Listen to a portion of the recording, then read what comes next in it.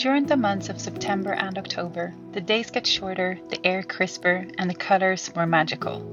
Autumn usually gives way to winter as early as October, and you can often wake up to the bright orange tundra covered in a light layer of snow.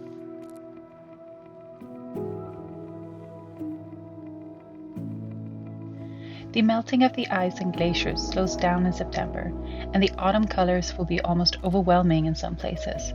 You can almost watch the rivers and streams freeze before your eyes, the landscape turning into something very unique. As we head into October, the days get darker but the sky gets brighter. After months of midnight sun, not being able to see the dark, starry sky, millions of stars twinkle to us again from space light years away. The aurora often shows up, lighting up the night sky with her colorful dances of green, pink, and purple. Being able to experience the northern lights around the clock is one thing that makes the polar night even more magical.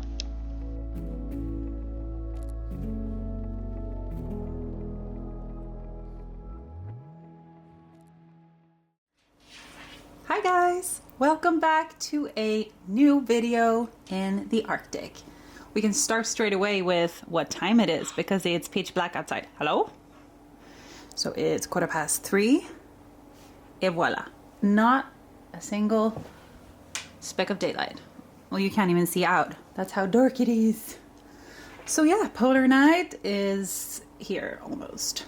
Today we are gonna do not a normal vlog, but I'm actually gonna answer some questions. A bit of questions and answers because I get a lot of questions and I think I need to just answer some of them. I answer a lot of the questions in my comments, but I thought why not just actually answer them in a video. So it's going to be a little bit about me, about Svalbard, and about life here. But as you know, I have an obsession with coffee, so we're going to make coffee first. And also just look at how cozy it is. We have an obsession with string lights also. Oh, my tripod.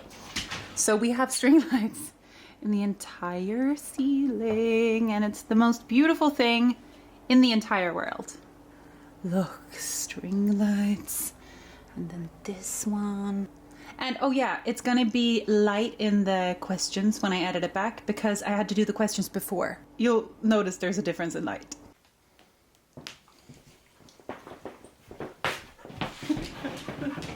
Me and my co-hosts. Hi. Are you fighting for attention, Grin? Hey, Venice. Kim, leak. So let's answer some questions, Venice. So I asked you guys to ask me some questions on Instagram. And if you're not part of the Instagram family, here is my handle. Oi! Here's the... You're precious. Yo. Thank you. So I thought I was going to answer some of these questions. And let's start with, why did you move to Svalbard? So I had a boyfriend 5 years ago and we were working in Gothenburg at a hotel. And then through some mutual friends, he got a job in Longyearbyen. And I said, you know what? You should go. I will join you if it's cool.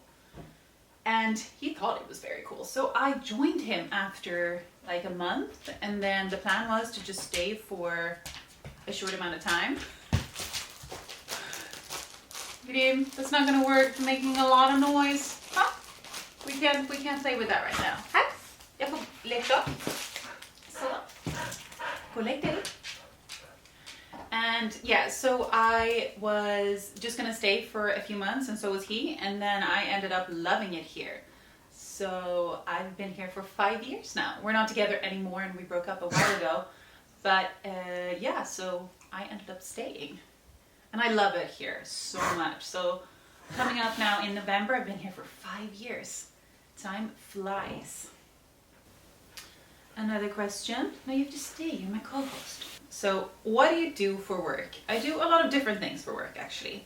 I work at a folkehögskola, which is a kind of school you go to after you're 18 if you want to. And they have different kind of courses, like you can do expedition and photography or stuff like that. So I'm a teacher there-ish for stuff like drone courses, and yeah, I've had a lot of drone courses actually. And then I also do their social media and marketing. And then I work at a clothing store also, which I love. It's like just getting nicely dressed up and chilling out in a store all day. It's very relaxing. And then I do photography and videography. I actually have a job coming up on Tuesday. And then I do my own social media and working with brands and quite a lot of stuff. And now YouTube as well. So I'm definitely have enough on my plate to keep me busy. But I really like it. It's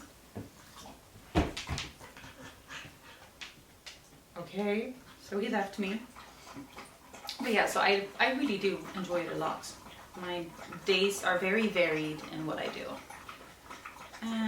Is it expensive to live on Svalbard? Yes, it is quite expensive. Just the cost of living in general. I mean, if you live in an apartment, like a one-bedroom apartment in the village, it's going to cost you at least 7,000 Norwegian kroner a month, which is about $700. And then if you want like a nice apartment with like 3 bedrooms or 4 bedrooms, it will be up to 20,000 kroners a month. So like $2,000. Then groceries are also quite expensive because they have to get here, and we are in the middle of nowhere. So most of the fresh stuff, like, you know, milk and what's it called, greenery and stuff like that, that gets here by airplane. So of course that's going to bring up the cost. Like a liter of milk is about $4, 40 kroners. So that's a lot more than anywhere else. And don't forget that Norway in general is quite expensive, and we are a part of Norway. But yeah, so it's quite expensive. Somebody asks, what is your height? But I can just answer a bit about myself. So my name is Cecilia. I've lived here for, like I said, 5 years, and I'm originally from Gothenburg in Sweden. My family is all spread out in the world. So my parents live in Portugal, my younger sister is in America, and my older sister is in Gothenburg. So when we try to get together, we have to really coordinate our schedules. And my height, I'm 175 centimeters. I'm quite tall, actually, I would say. That's quite tall, isn't it? What type of dog is Grim? He's so cute. Grim?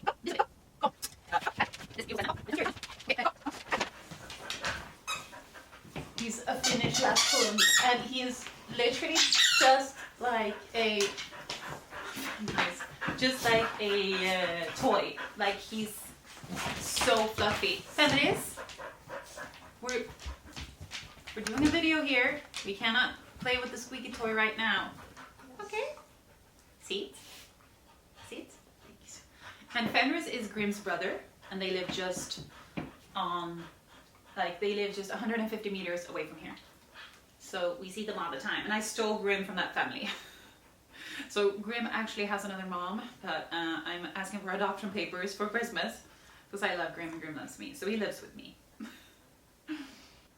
Do you have schools in Svalbard? Yes, we do have schools. So we have the Folkehögskola that I'm working for, which is brand new.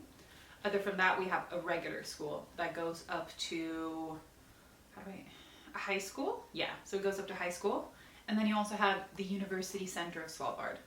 And that is a lot of masters and bachelors and stuff. You can study there. Sorry, I don't know a lot about UNIS. But they seem to be an awesome school. So really good school if you want to study something. How hard is it to find a job on Svalbard? This is also a question I get all the time. How do I move to Svalbard? So I would say, first of all, come here and visit. See if you even like it, because it's a very special place. It's a very small village, and it's just different in a way. You need to come here and get a vibe and see if it's something that you will like. And then let's say you've decided that, okay, I want to live here. The first thing I would do is check what jobs or like what fields you could work in. So there's stuff like construction, there's hotels, there's restaurants, there's tourism and guiding and communal work, you know. But I would say, as a rule of thumb, everything that is for the community is kind of, you need to speak Norwegian or a Scandinavian language. So if you want to work in the police, for example, the Sysselmannen, I think you have to be Norwegian. I think. But if you don't speak Norwegian or a Scandinavian language, I would still check with places like construction companies and hotels and restaurants and bars. And the easiest way is just to Google maybe hotels in Longyearbyen and then contact the people there. And there is a site called fin.no where you can check if there are any available jobs. I know at the university center they take a lot of people who don't speak Norwegian, because I think all of their education is in English, if I'm not mistaken. I might say the wrong thing, but that's what I think. But so I would first of all come here and visit if you can, and then I would check for jobs in all the fields that you can work in, and then I would email people and call people and send them my resume. And then after that comes housing. Housing is very hard up here. We don't have a lot of apartments. Most of them are already reserved for different jobs and different companies. Most often you will get an apartment with the job that you get. So it's kind of more important to get your job first, and then while you're applying, ask them if they provide housing, or if they don't, that might be difficult. I know a lot of people get jobs here and then maybe they don't get an apartment and it becomes very difficult. So, but you should get it with your work. You often get it with your work. So after doing that, and let's say you actually get a job, I would start preparing for what you need to bring. You need proper clothes during the winter, and you need a good jacket, and you need some gear. It is a bit expensive, but you won't kind of be able to be up here during the winter and super cold months without the proper gear. And I mean, that doesn't have to be extremely expensive, but you just need to make sure you have a really good winter jacket, and you have, good boots. And because when February comes and it's -30, it's going to be difficult to be outside if you don't have those things. But so yeah, of course it's possible for anyone to move here if they want to. Regarding the visa, this is a visa-free zone, but since you need to travel through Norway to get here, you need to check what visa you need to go through Norway. You have to fly from Oslo or from Tromsø, so you will need to be able to enter Norway in that way. And I guess there's a lot of information on that online. You can also go to visitsvalbard.com. They have a lot of information. You are very needy when your brother is here. Did you know that? Everybody's gonna hear you breathing. You're so cute. You're so cute. Did you know that you are just like all the toys? Everybody makes their plush toys look like you. Oh. I think that's gonna be all the questions for today. Otherwise, we're gonna be here for a very long time.